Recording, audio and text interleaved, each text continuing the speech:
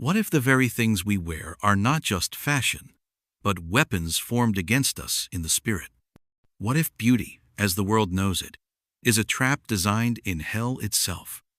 This is the testimony of Anastasia Topasa, once the queen of seduction, a servant of darkness, but now a voice crying out to God's people to wake up before it's too late. Revelation 12 verses 11. And they overcame him by the blood of the Lamb and by the word of their testimony. I was born in Mali, but my roots trace back to Ivory Coast. From birth, I wasn't just a child, I was a target. My father was no ordinary man. He was a Rosicrucian, a member of a secret society, deep in occult rituals and dark philosophies. To the world, he was a Catholic.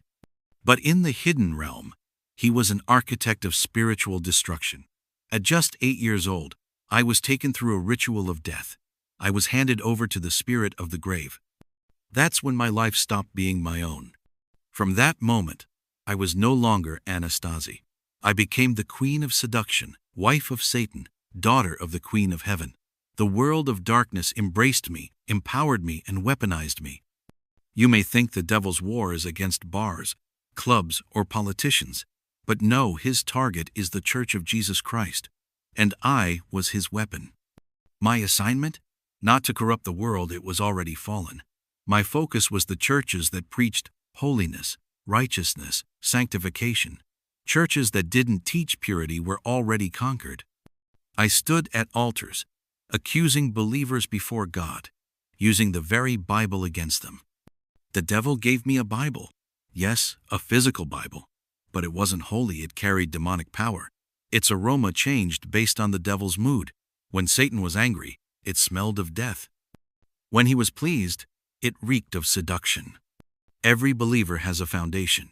You may not know it, but the placenta and umbilical cord from your birth can become covenants used against you.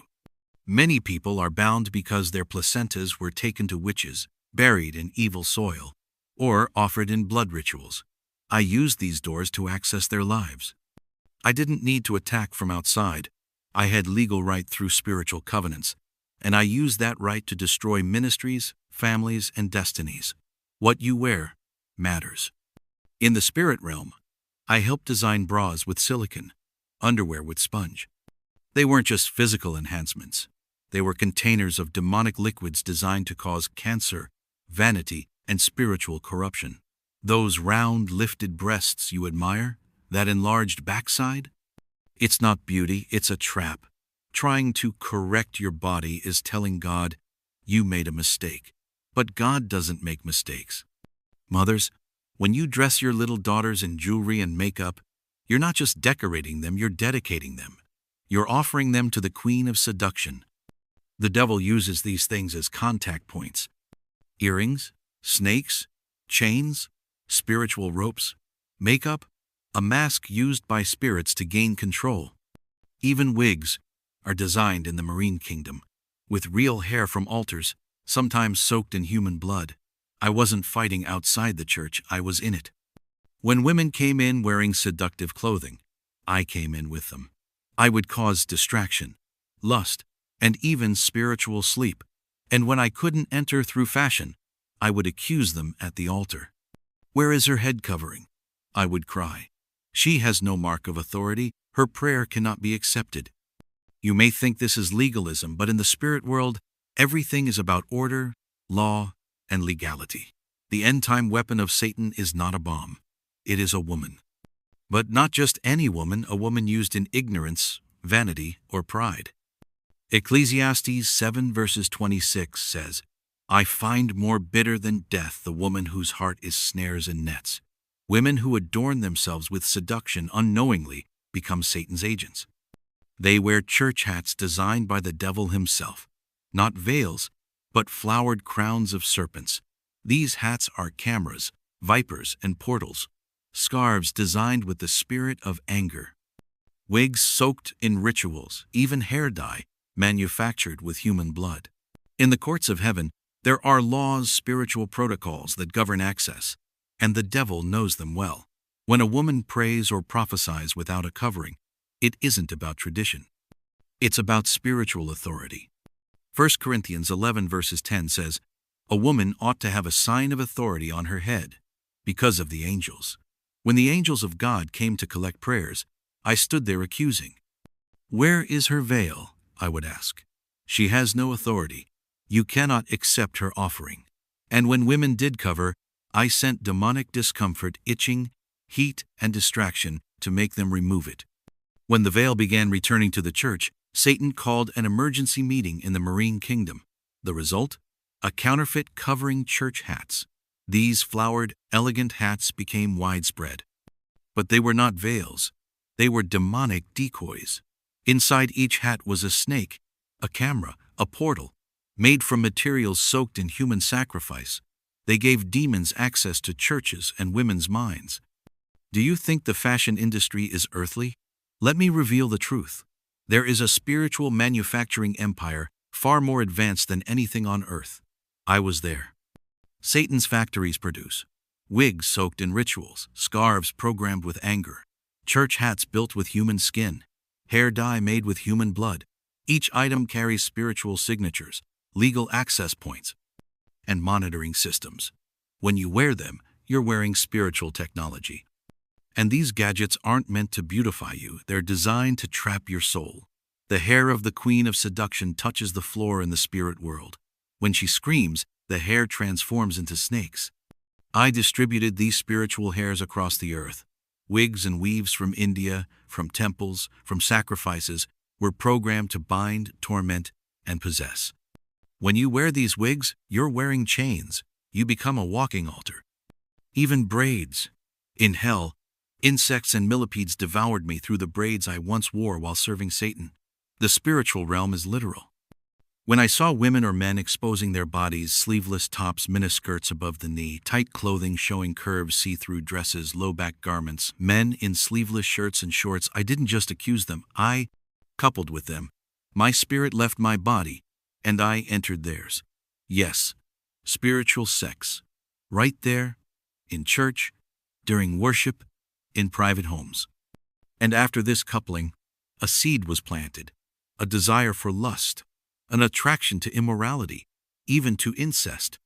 Some would begin to masturbate uncontrollably, desire their own children, or have sexual dreams with strangers or animals. This was my work, the work of the Queen of Seduction. Many women today wear G-strings, crotchless panties, low-rise jeans that reveal their thongs. These aren't fashion statements, they're covenants with the Queen of Hell. Exodus 28 verses 42 says, "Make linen trousers to cover their nakedness. They shall reach from the waist to the thighs." But today, underwear is worn as fashion, not as modest covering. Shorts are not outer garments, they're spiritual underwear. Wearing them in public is like walking in the street, naked in the spirit. These clothes expose the shape God told us to cover. Trousers on women? Many think it's cultural, but in the realm I operated in, it was spiritual authority stolen from men. Deuteronomy 22 verses 5 says, "A woman shall not wear anything that pertains to a man, for all that do so are an abomination." In the demonic world, when a woman wears trousers or tight pants, her feminine covering is removed, her authority is transferred, she becomes a tool of seduction. Transparent dresses, miniskirts, these were my playground. Whenever I saw God's daughters dressed this way, I would couple with them in the spirit, plant lust, and send demons of shame and guilt to follow. And it wasn't just women. I targeted men too. Men who walked in boxers, wore shorts in public, wore tight shirts showing their form, flaunted sleeveless vests. I had access to them too. Just as a woman's nudity seduces, so does a man's BGN. Men who exposed their armpits, I slept with them in the spirit.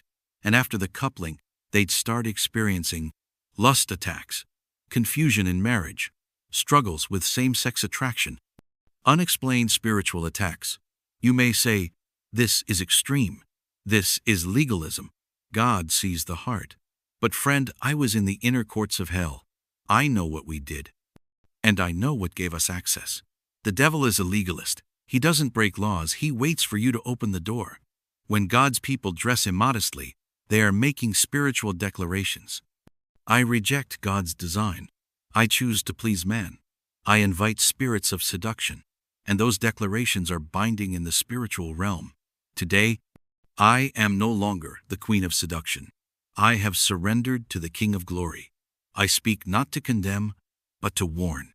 For every soul I helped destroy, I now carry a burden, and I must repair what I helped break. Holiness is not legalism. It is protection. It is love.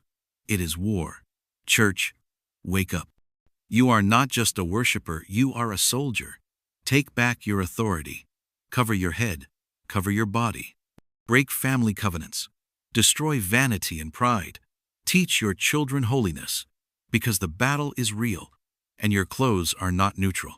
Hebrews 12 verses 14. Without holiness, no one will see the Lord. Let us return to modesty, to truth, and to the narrow path.